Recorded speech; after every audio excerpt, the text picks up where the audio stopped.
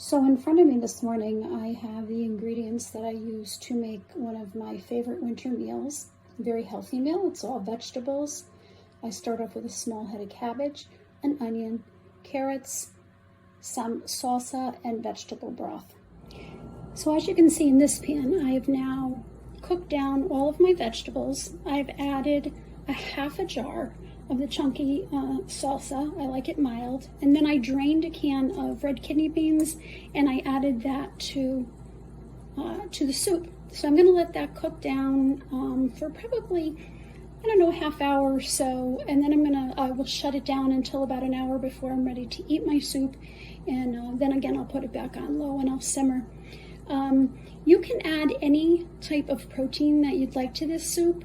Chicken, mini meatballs. I've even, when I'm feeling very adventurous and maybe not so healthy, have added some small amount of diced pepperoni. So I hope you enjoy the recipe. Again, it's good for a nice cold Sunday, snowy day like today. I usually divide it into small containers and it freezes well.